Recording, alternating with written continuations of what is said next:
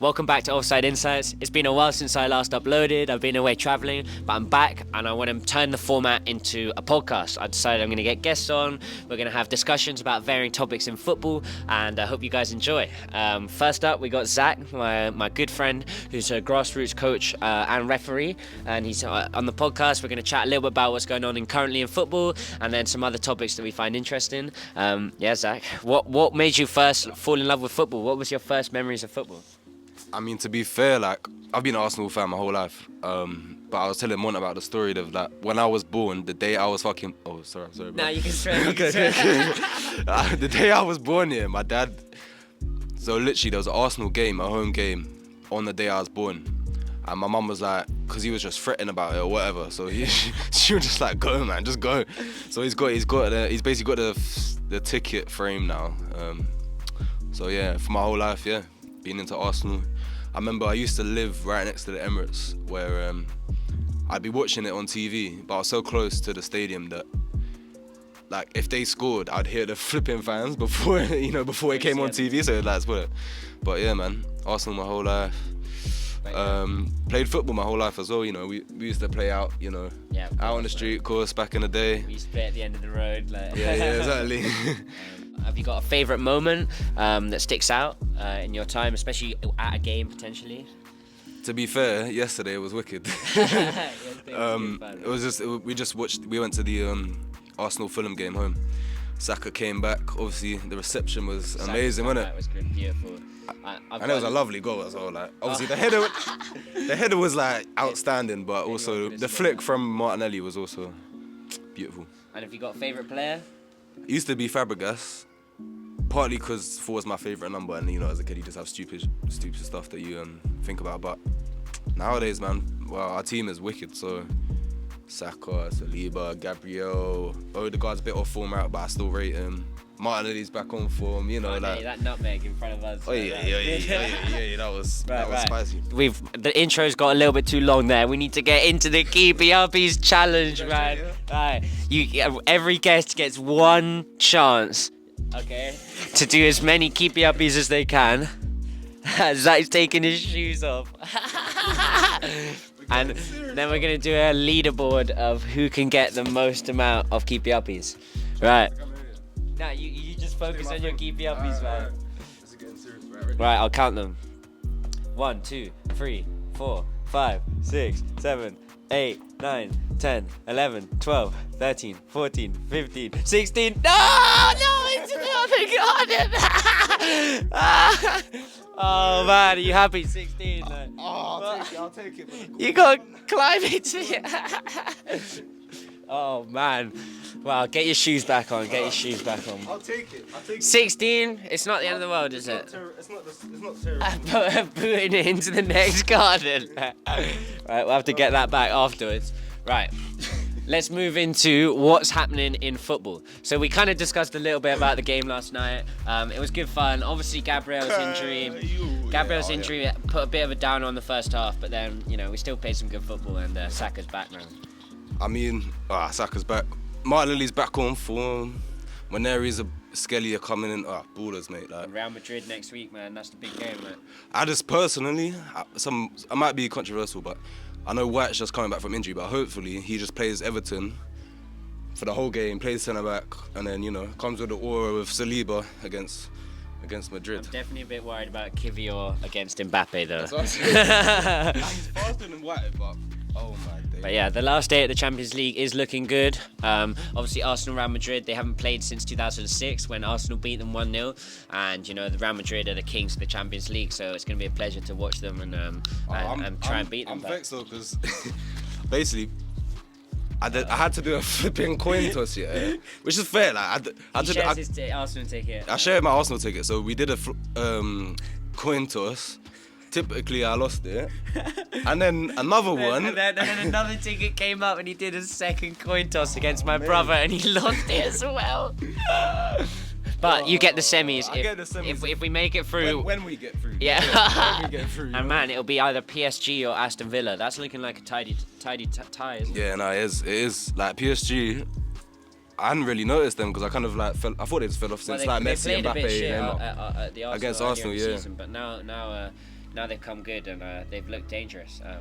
But they looked brilliant against Liverpool. Like that was a wicked back and forth basketball football. It was wicked. Yeah. And Villa, Unai Emery is a good knockout competition manager. You know, he's won the Europa League multiple times, and we'll see what Villa have got, man. It's exciting for them to be in that stage. And then on the other side of the draw, you got some big names: Bayern Munich with Harry Kane, Inter Milan, Dortmund, Barcelona, man. We'll see how that shapes up. Barca's a brilliant team as well. That'll be our ideal final, I think. We play them in Barcelona. Now, what about Real Madrid, Barcelona, El Clasico final? Nah, forget it. They play enough of each other anyway. Let's hopefully we get Barcelona in the final anyway. But yeah, the Prem's pretty much over now. You know, like we know who's getting relegated. We know who's winning the league with Liverpool. You know, I'm sure the top four will be an interesting battle. And then supposedly the automated offsides are coming in soon, midway through the season, which is pretty weird. Yeah, it's coming in like in a couple game weeks, so it's a bit wacky. But we'll see. Hopefully that will speed up offsides. Drawing the lines takes way too long, and we need more and more technology. Right, we're going to move on to the sponsorship section of the podcast. Obviously, we wouldn't be able to do this podcast without our incredible sponsors. And this episode is brought to you by SocialBuzzAI, the new tool to help content creators, marketers, and business owners turn any content into scroll-stopping social media posts. Just paste in your blog or article, and boom, get ready to post content for any social media. It's getting released very soon, so head to SocialBuzzAI.com. Thanks to SocialBuzzAI.com for supporting Offside Insights. That was a lovely sponsor. To be fair, it's actually a wicked idea. Like, you know, making content in this day and age. If you're not just doing it for the bants, you're just doing it for that professionalism, if that's a word. It's good, man. It gets it done quick. And it'll be out soon. Right, now we're going to go into a topic from Zac. So if you'd like to introduce it. Right, my topic is the grey area between like diving and what's allowed in terms of like fouling. So like, you know, I coach, and you'll see these players. You know, you see it in the big leagues as well. Like it could be Neymar, it could be Messi, where they're smaller but they're very techie. But because they're smaller, they can get shifted. Especially like, I was reffing a match the other day, and there's this one kid. He's wicked. He's a brilliant player, but he's like 5'6" or something, and then the centre back's like 6'2", and you can just shrug him off.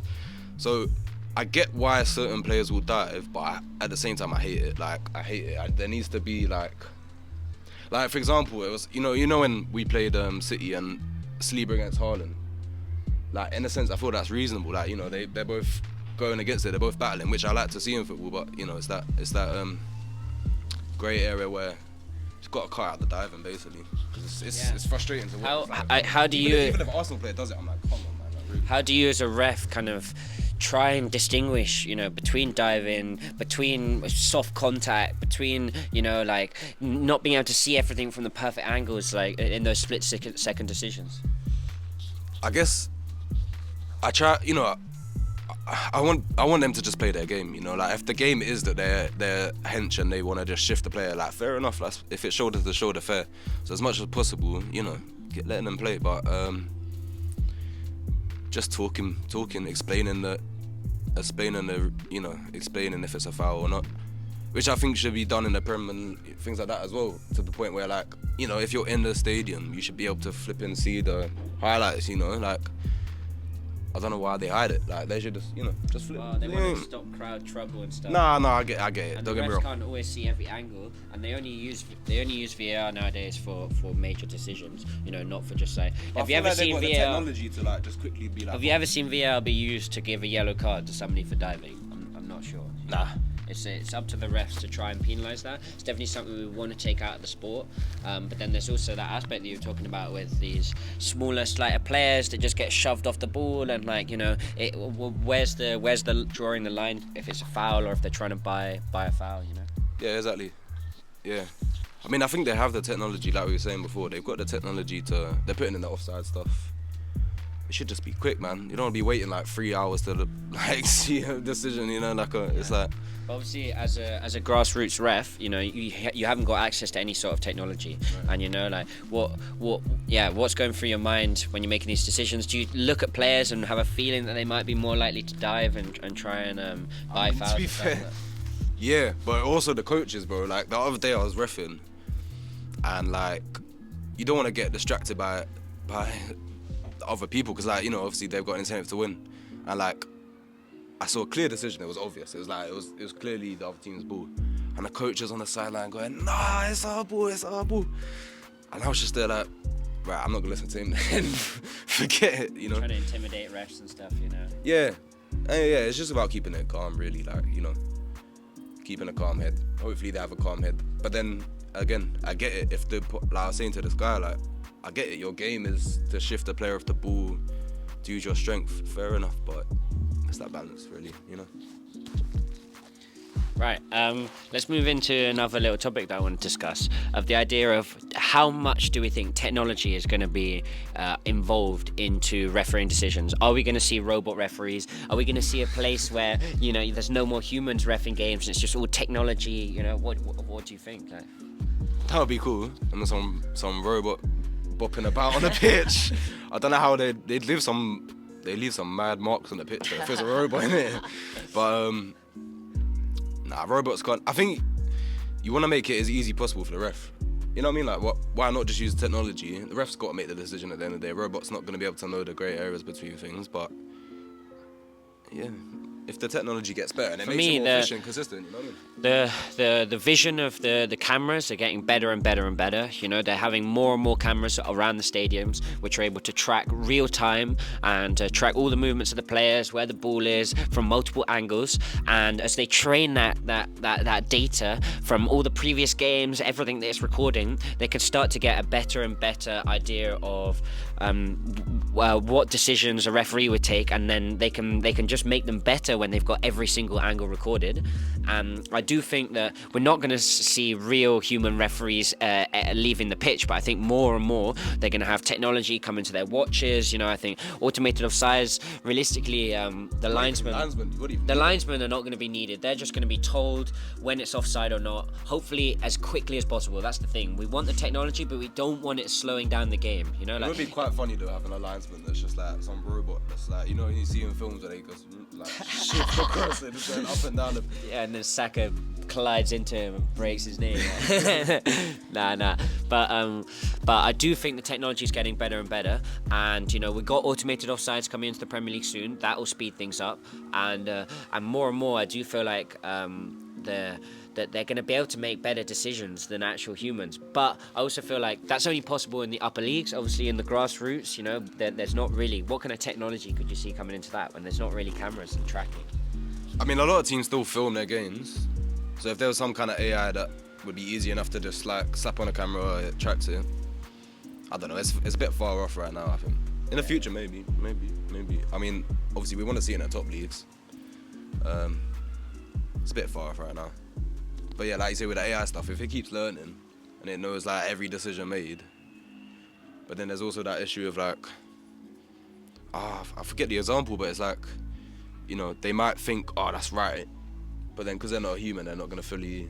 Yeah, and they don't, you know, big part of the referees is controlling the energy of the stadium and the crowd and the players and making sure things don't go spiral out of control, and just like being an important presence on the pitch as well. Because you're not going to get like if it's like some robot and it's having a go at the robot, like, robot!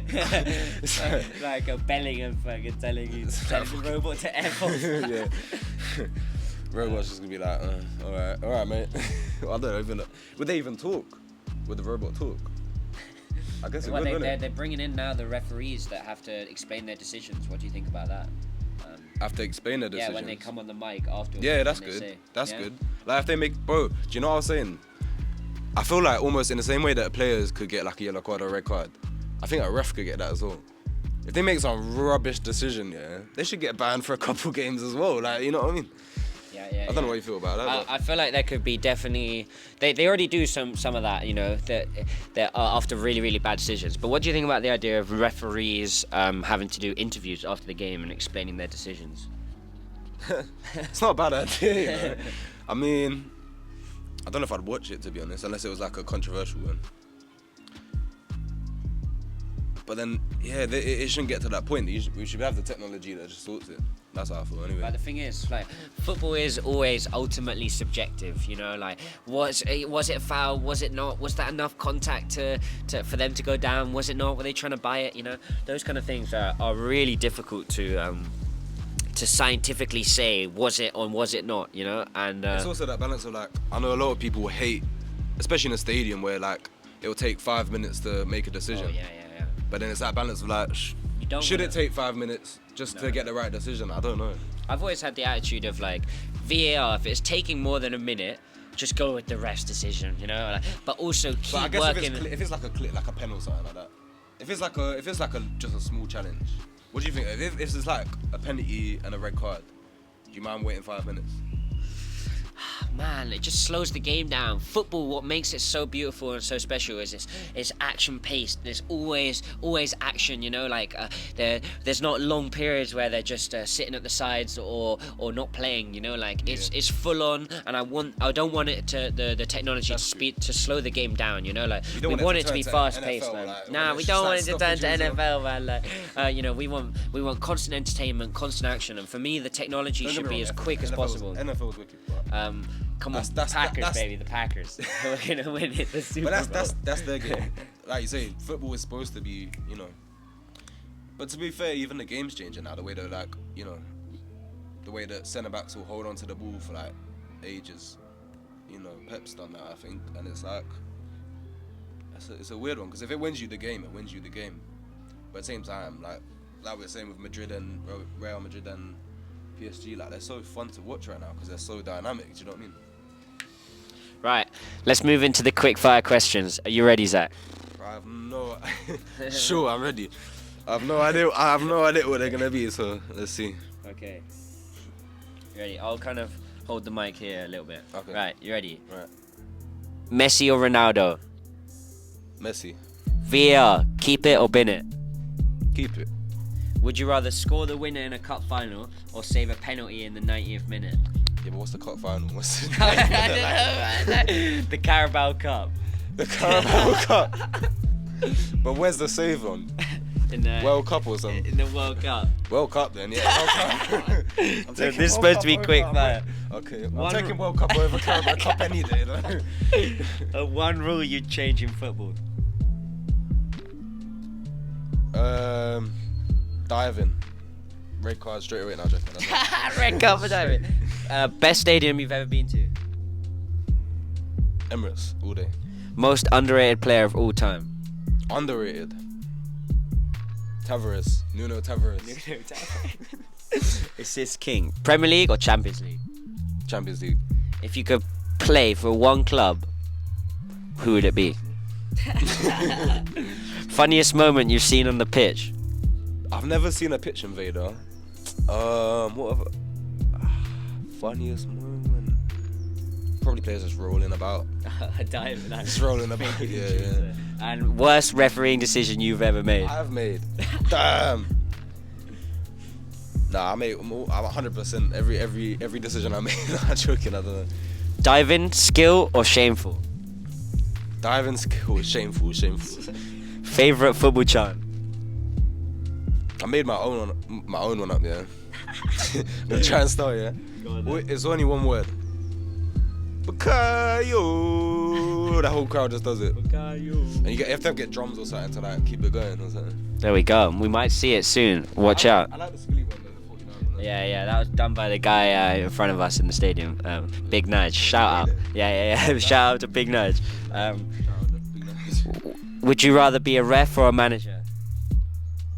Manager. I think that's pretty obvious. Who wins the Champions League this season? Arsenal. Finish this sentence as the last one. Okay. Football is community. Wow. Zach. Oh, thank you for being the first guest on the podcast. Pleasure, mate. It immediately sprung to me. We're gym buddies and we rock and roll it. Always chatting about football. I kind of always had this idea of turning the show into something a little bit more fun for me, more entertaining, more casual. Less hardcore edited videos that take weeks to complete. I like the idea of just kind of making it more conversational. Football is about chatting and it's about having fun. And I thought you were the perfect guest with your experience with coaching, with reffing, and your love for the Arsenal. And Cheers, mate. Pleasure. Pleasure. Any last words? Looking forward to the next episode. You got some good guests lined up. We got some good guests lined up. Erling Haaland's actually been freeing his schedule. That's why he got injured, so he could come on the show. And anyone you want to shout out? Shout out my mum. Shout out my dad.